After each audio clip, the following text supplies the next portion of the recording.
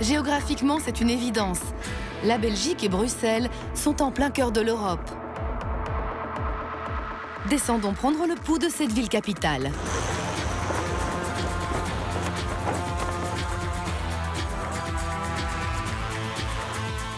Bruxelles est une cité lumière qui se voit de très haut. Mais vous allez le voir, notre capitale brille aussi par ses idées lumineuses.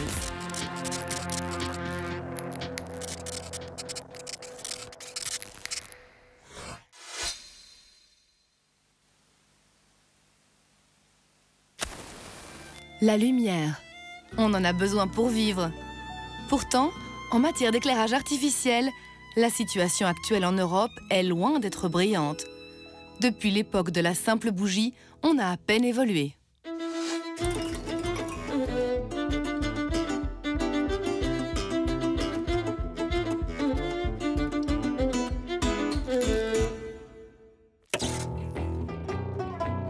Pendant longtemps, l'ampoule traditionnelle à incandescence a régné en maîtresse quasi absolue, mais avec une efficacité très relative. Avec cette technologie, à peine 1% de l'énergie se transforme en lumière. Le reste est converti en chaleur. On n'approche pas impunément d'une ampoule qui a brûlé quelques minutes. Ça brûle.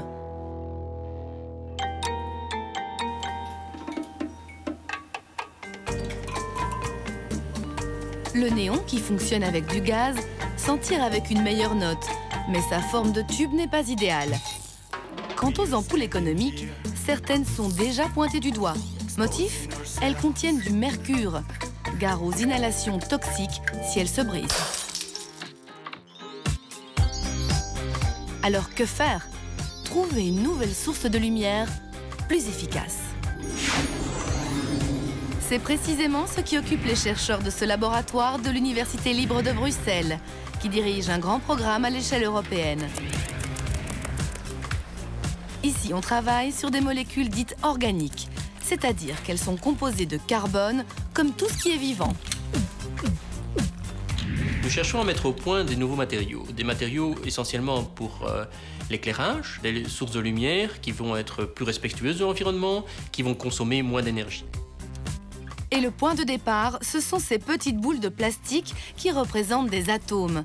Comme dans un jeu de Lego, il faut les assembler pour trouver la bonne combinaison.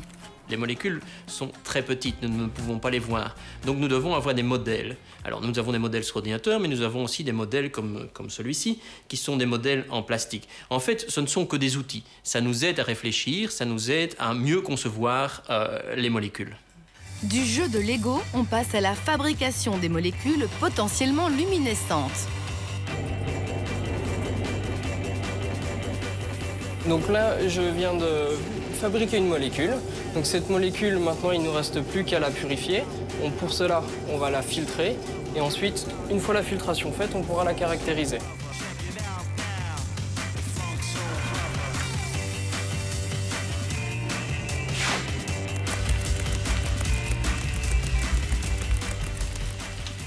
Salut Gabin. Tiens, je t'apporte des composés que j'ai fait ce matin, si tu pouvais les caractériser. Ah, et c'est quoi comme composé? C'est de l'antradithiophénquinone. Ok, d'accord. D'accord. Merci bien. Allez, bonne journée. À travers ce microscope polarisé, Gabin observe l'organisation de nouvelles molécules qui se cristallisent de manière très artistique. Et voici celle que nous venons de fabriquer. C'est plutôt pas mal, non ? Il s'agit à présent d'en vérifier les propriétés luminescentes. On commence par diluer notre échantillon dans un liquide. Ensuite, on en dépose quelques gouttes sur cette plaque tournante. À la fin de l'opération, on obtient une fine lamelle, rigide et transparente. Et on peut voir que j'ai une couche qui est tout à fait transparente, mais en la mettant sous la lampe UV, on pourra voir si elle a bien les propriétés d'émission qu'il me faut. C'est l'heure de vérité. Bonjour. Alors voici les films que je viens de réaliser ce matin avec les différents produits, dont celui de Jean-Yves. Oui, montre-moi un peu. Oh, bon. Ah, joli. Oui, on voit bien que ça fluoresce. Oui. On compare la luminescence du produit à l'état liquide et à l'état solide. Ça marche, l'opération est réussie. On a créé ce qu'on appelle une OLED, ou diode électroluminescente. Pour que les OLED produisent de la lumière, il faut exciter les molécules qui les composent. Soit via une lampe UV, comme on le voit dans ces pipettes d'OLED liquide, soit via un courant électrique, comme on le voit sur cette OLED solidifiée. Alors, qu'est-ce qu'apporte ce dispositif? Il est 10 fois plus efficace qu'une ampoule classique. Donc, c'est-à-dire qu'on va sortir 10 fois plus de lumière qu'avec une ampoule classique pour la même quantité d'énergie. Donc, il y a à la fois un avantage économique et un avantage écologique. Et ce n'est pas tout.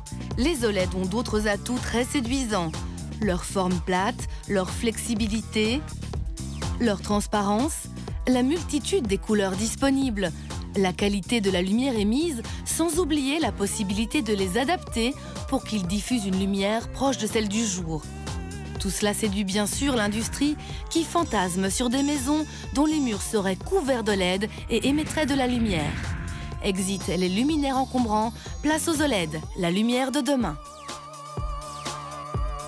Je pense que vraiment d'ici quelques années, ça peut révolutionner la vie des gens. Pourquoi? Parce que la lumière, c'est vraiment quelque chose d'essentiel dans les maisons. Donc, imaginez votre salon, vous avez un plafond lumineux. Imaginez que vous pouvez adapter la lumière par rapport à la lumière du jour, avoir une lumière plus chaude, avoir une lumière plus rouge, plus bleue, en fonction de votre humeur. Donc tout ça, ça devient possible grâce à l'utilisation des molécules organiques.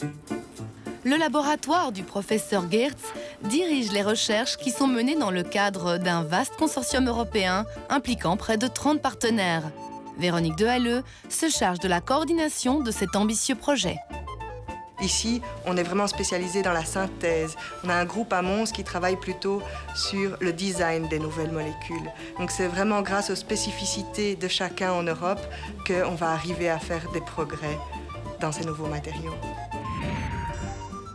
De plus en plus, on parle d'éclairage intelligent. À l'avenir, ces surfaces luminescentes pourraient bien jouer aussi le rôle de panneaux photovoltaïques, qui émettraient de la lumière mais aussi de l'électricité, utilisable à des fins domestiques. Une véritable révolution s'annonce, comme celle qui a fait mettre au placard les chandelles et les lampes à pétrole.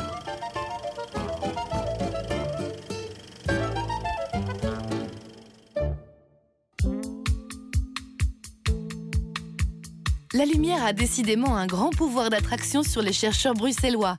Dans ce laboratoire de la VUB, cette fois, on étudie de près la photonique. Mais de quoi s'agit-il? Alors, la photonique, c'est la science et la technologie de la lumière. C'est cette technologie qui exploite les propriétés très particulières de la lumière pour faire des choses qu'on n'arrivait pas à faire auparavant, voire améliorer d'autres applications qui existent déjà. Le professeur Berkmans et son équipe ont mis au point toute une série d'expériences destinées aux jeunes. Alors voilà votre collègue, et je vais essayer de le faire disparaître.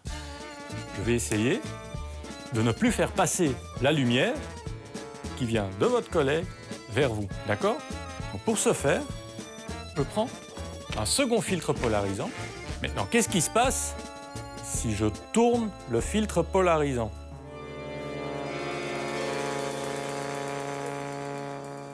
Votre collègue a disparu. Le but de ces petits jeux de lumière, c'est de titiller la curiosité des ados. S'il n'y avait pas de laser, on n'aurait pas de compact disque, on n'aurait pas de DVD, on n'aurait probablement pas Internet comme on le connaît aujourd'hui.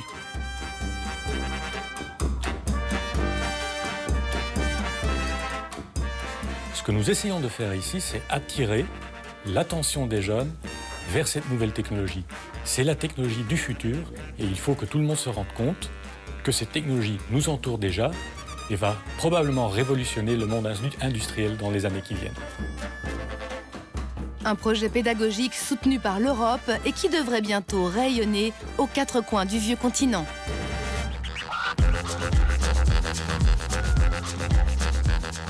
Mais la conscientisation des jeunes n'est pas tout. On mène également ici un travail de recherche à la pointe de la technologie. À l'aide de cette grosse machine, qu'on appelle un cyclotron, on fabrique de futurs micro-laboratoires d'analyse. Qu'est-ce qui va se passer?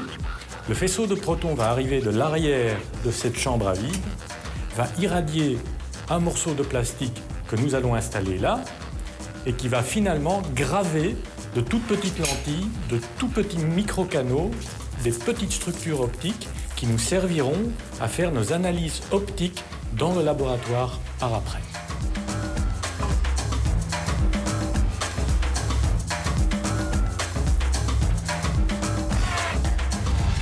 2 heures plus tard, la porte du cyclotron s'ouvre.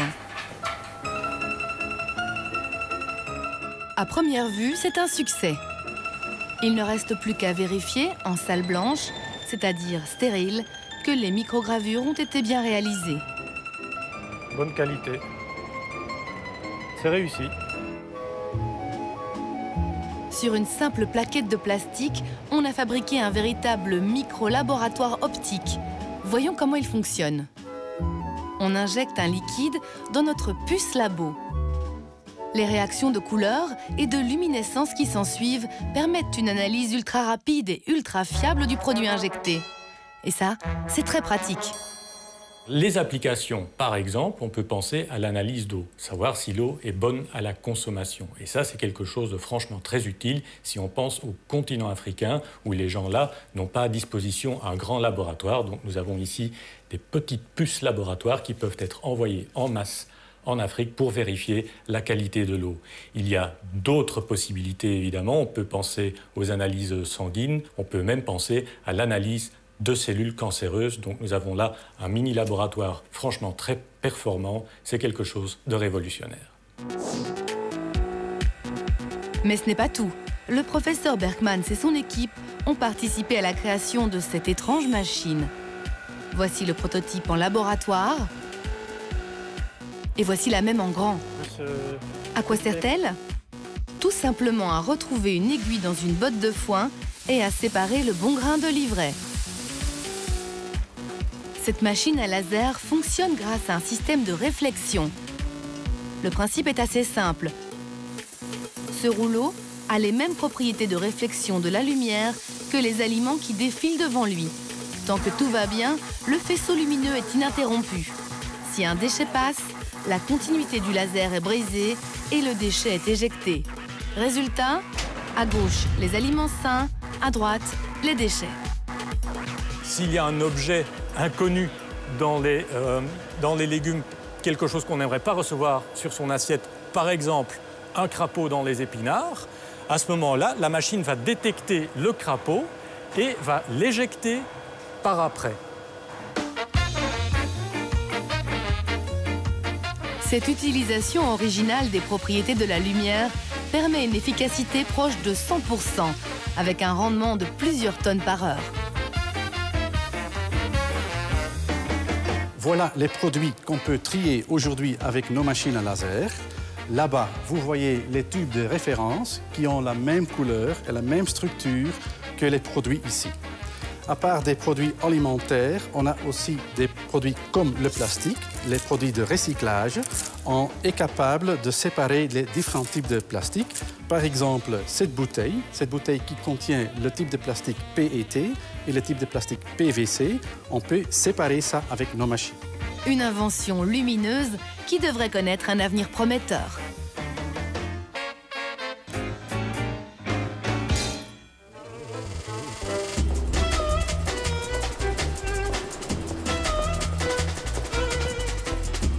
La photonique a également inspiré cette entreprise bruxelloise. La réalité développée ici rejoint largement la fiction. Le projet, rien de moins que l'utilisation du corps comme interface de la machine. La télécommande fait désormais partie du corps, c'est la main, comme dans un film de science-fiction.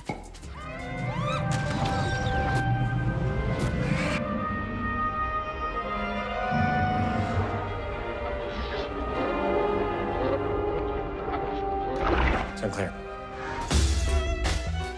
Et ici, même plus besoin d'enfiler des gants. Bruxelles a déjà dépassé Hollywood. Pour piloter ces télévisions, On commence par s'identifier en tant qu'utilisateur. Donc, par exemple, je fais un geste type coucou. Voilà, une fois identifié, je peux commencer à naviguer dans les menus.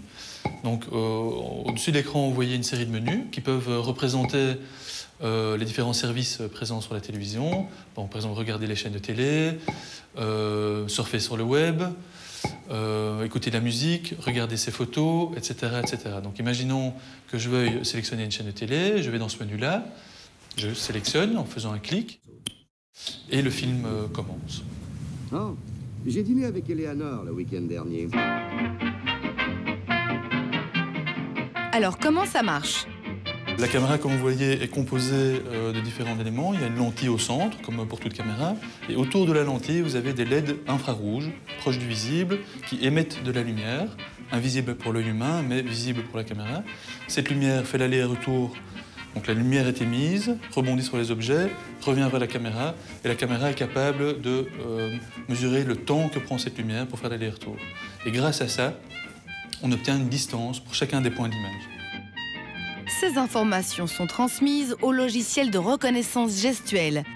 Il est désormais capable de reconstruire une image en relief, mais aussi d'interpréter les mouvements du corps en temps réel.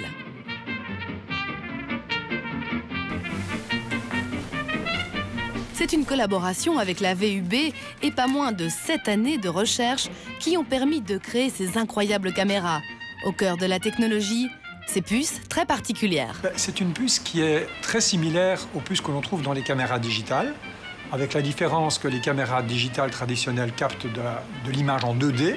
Nous captons l'image en 3D. Et ça, c'est une différence fondamentale. Nous arrivons à transformer l'image très simplement, très naturellement, en image 3D, avec une seule caméra. Et c'est là l'innovation, et c'est ça qui va transformer, révolutionner l'ensemble des caméras qui vont enfin, après 150 ans, être capables de faire naturellement de l'image en 3D. Alors, les applications sont multiples. Donc ça va du jeu vidéo au fitness, au médical, au militaire, réhabilitation, rééducation, contrôle de la télé, contrôle de la maison éventuellement. Donc ça c'est pour une étape ultérieure. Donc c'est vraiment multiple. Les possibilités d'exploitation sont nombreuses et raviront en premier lieu les amateurs de jeux vidéo. La sensation de pénétrer dans un univers virtuel est désormais plus forte que jamais. On peut manipuler des objets comme s'ils existaient vraiment, s'envoler d'une falaise ou encore lancer des balles.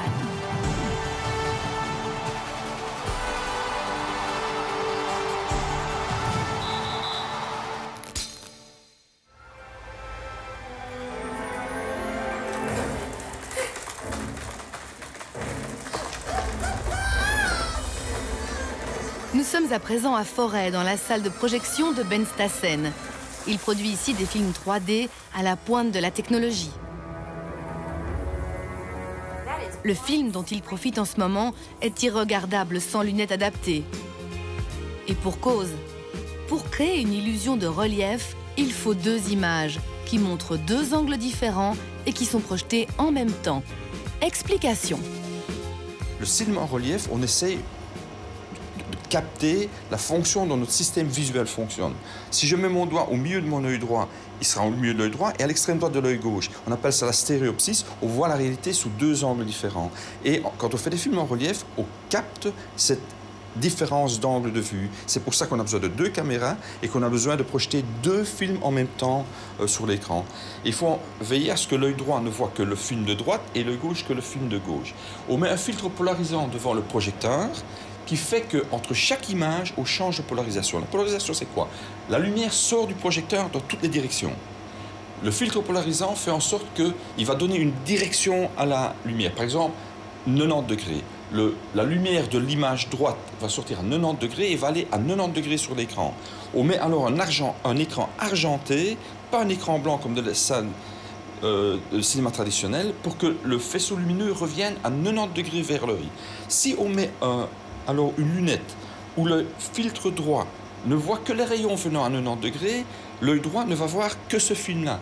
Dans l'œil gauche, on va faire du 0 degré. C'est-à-dire que le faisceau lumineux va être orienté d'une façon horizontale et va revenir vers l'œil d'une façon horizontale. De cette manière, en changeant la polarisation entre l'œil droit et l'œil gauche et en ayant des filtres qui correspondent à chacun des yeux, on ne voit qu'une image. If you ever find yourself stuck in the middle of the sea, I'll sail the world to find you. If you ever find yourself lost in the dark and you can't see, I'll be the light to guide you.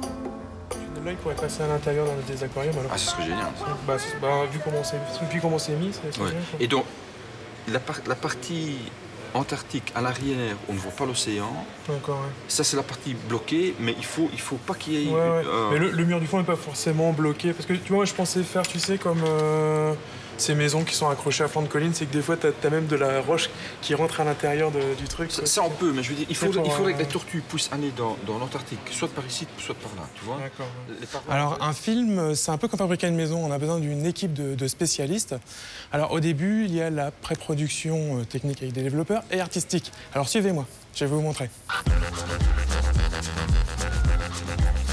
Alors, vous voyez, par exemple, ici, c'est ce qu'on appelle des color keys. Donc ça, c'est l'une des premières étapes.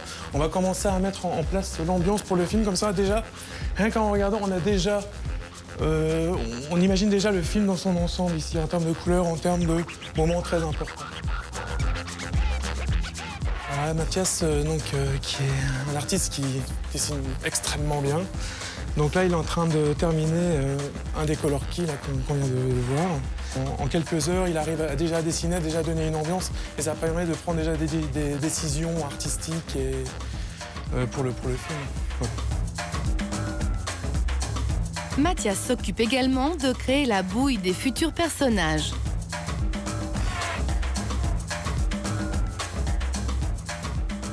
On poursuit la visite. Donc là, on va vraiment créer en 3D les personnages.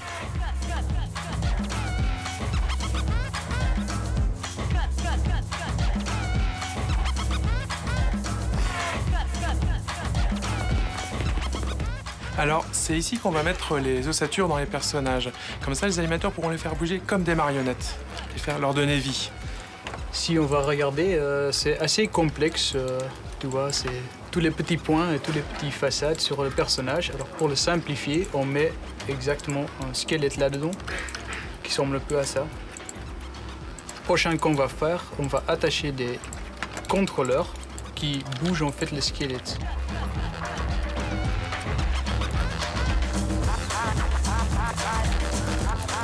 Par exemple, je peux simplement ouvrir la bouche. Pour tous les effets que nous faisons ici, nous avons besoin de références. Pour le feu, on va essayer de filmer du feu. Pour de la fumée, on va filmer de la fumée. Ici, en l'occurrence, on a pris en photo, pour un panel de références, tous les collègues pour faire les cheveux du personnage.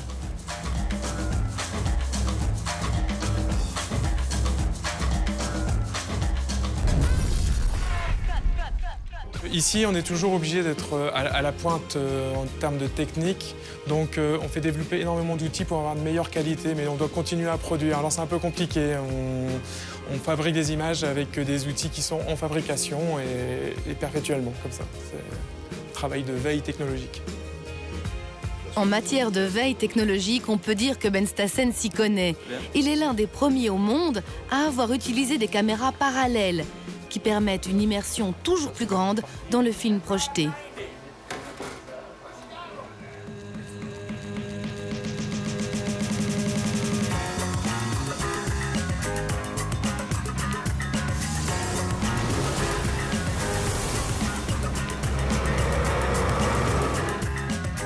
Des films qui en mettent plein la vue aux éclairages du futur, en passant par les jeux vidéo et la sensibilisation des jeunes. Autant de recherches et découvertes brillantes qui font rayonner la recherche belge bien au-delà de nos frontières.